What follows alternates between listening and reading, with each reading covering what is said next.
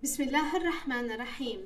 Alhamdulillahi Rabbil Alamin, wassalatu wassalamu ala Sayyidina wa Nabiyina Muhammad, wa ala ahlihi tayyibin at-tahirin, wa sahbihi al-muntajabin, wa ala jami' al-anbiya'illahi wal mursalin.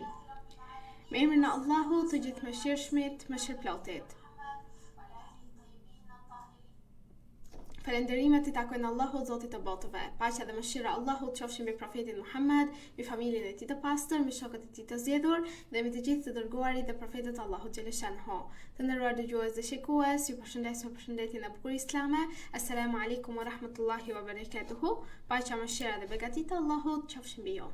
Për ditën e sotme do të flasim rreth temës ndërtimi I mendjes së njeriut. Çdo kush mund të pyes, si ta pastrojmë njeriu nga brenda?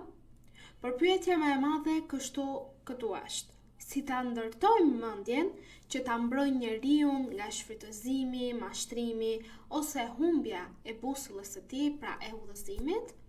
Nuk mjafton që njeriu të ketë moral të mirë.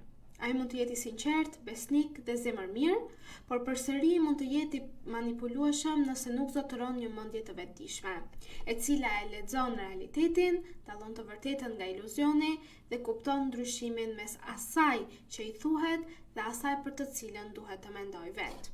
Prandaj, ndërtimi I njeriut nuk plotësohet vetëm me pastrimin dhe përmirësimin e shpirtit të tij, por njeriu njëkohësisht ka nevojë që edhe mendjen ta pastrojë nga gjërat e këqija, sepse mendja sheh, mendon dhe dallon. Për këtë arsye, Kurani e ka nxitur mendjen ashtu siç ka nxitur dhe zemrën dhe shpirtin e njeriut për të pastruar, ku Allahu I madhëruar thot: Bismillahirrahmanirrahim. Afala taqilun, pra a nuk arsyetoni, dhe afala tatafakkarun, pra a nuk mendoni? Dhe njëkohësisht Allahu thot, a nuk meditojnë thellë mbi Kuranin, sepse Kurani është fjala e Allahut, është fjala e cila udhëzon dhe përmirëson mendjen, shpirtin dhe jep qetësinë njeriut në këtë botë dhe do jetë ndërmjetësuesi I tij në botën tjetër. Pra, nuk mjafton vetëm të dëshirosh të mirën, por duhet të zotërosh vetëdijen që të dallosh të vërtetën nga e pavërteta dhe rrugën e drejtë nga humbja. Kurani nuk mjaftua vetëm me thirrjen për të menduar, por vendosi dhe një metodë për funksionimin e mendjes së njeriut. Për sa I përket verifikimit të lajmeve, Allahu I madhëruar në ajetin e 6 të surës Huxhurat thot: Bismillahirrahmanirrahim. O ju që keni besuar, nëse një I pabindur ju sjell ndonjë lajm, verifikojeni atë, që të mos I bëni dëm ndonjë populli pa e ditur dhe pastaj të pendoheni për atë që keni bërë. Pra, shprehja në këtë ajet, në ajetin e surës Huxhurat, ajetin e 6 të kësaj sure, ku Allahu thot verifikojeni, nuk është thjesht një rregull për përcjelljen e lajmeve, por është një parim për ndërtimin e vetëdijes. Duke mos e konsideruar lajmin të vërtet para se ta shqyrtojmë atë dhe të mos e shndrojmë përshtypje në gjykim pa u siguruar më parë. Në ajetin 36 të surës Isra, Allahu I madhëruar thot: Mos ndiq atë për të cilën nuk e dijeni. Me të vërtet, dëgjimi, shikimi dhe zemra, të gjitha këto do të merren në përgjegjësi. Pra njeriu është përgjegjës për atë që dëgjon, për atë që sheh dhe për bindjet që ndërton mbi bazën e tyre.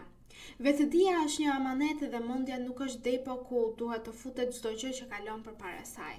Nga këtu, duket se Kurani famëlart, kur e ka ftuar njeriu në arsyetim, e ka ftuar në mendim, e ka ftuar në meditim dhe verifikim, ka ndërtuar tek ai të kundërtën e indoktrinimit, sepse indoktrinimi kërkon një mendje që vetëm pranon, ndërsa vetëdia kërkon një mendje që pyet, verifikon, shqyrton dhe dallon të mirën nga e keqja. Ndoshta këtë e kuptoi herët dhe kolonizimi dhe kontrolli mbi tokën nuk ishte I mjaftueshëm. Duhej ofruar edhe me mendjen e njeriut. Prandaj mori rëndësi kontrolli mbi arsimin dhe programet mësimore. Arsimi që e shndron dijen në mësim përmendësh dhe mbush kujtesën pa e trajnuar atë për pyetje, analizë dhe kritik, mund të prodhojë një të arsimuar që nuk është një njeri I lirë në mendimin e tij. Sot mjetet kanë ndryshuar, por betejë për që njeriu të jetë I vetëdijshëm nuk ka përfunduar. Tashmë kontrolli nuk kërkon gjithmonë imponimin e një ideje me forcë, ndonjëherë mjafton që ajo të bëhet e zakonshme dhe po ashtu familjare. Një ide që i përsëritet vazhdimisht njeriut në formën e një lajmi, fotografie, videoja ose fjalimi, mund të kalojë nga refuzimi në një gjë që është e ditur për të dhe nga ajo gjë e ditur në pranim për njeriu, derisa të bëhet pjesë e mënyrës së tij dhe një parim në jetën e tij të përditshme. Dhe këtu qëndron rreziku e asaj që bëhet edhe zakonshme ndonjëherë, sepse njeriu mësohet me atë që ka dhe nuk kërkon më që të përvitsoj dije të reja tek vetja e tij dhe nuk kërkon që mendja e tij të updatohet me gjërat e reja të kohës. Prandaj betejë e njeriu sot nuk është vetëm të di, por të di se si të mendoj, se si të arsyetoj dhe se si të pyes para se të besoj në një diçka, të verifikoj atë diturinë që ai mori para se të gjykoj dhe të shqyrtoj para se të përqafoj një ide në këtë jetë. Ndërtimi i njeriut, pra të nderuar dëgjues dhe shikues, nuk plotësohet vetëm me pastrimin e shpirtit dhe nuk plotësohet vetëm me grumbullimin e shumë informacioneve, por plotësohet ndërtimi i njeriut përmes bashkimit të një shpirti të pastër, të bashkimit të shpirtit me një mendje të vetëdijshme dhe bashkimi i shpirtit dhe i mendjes me një mbretësi shpirtërore që dallon të vërtetën nga e pavërteta.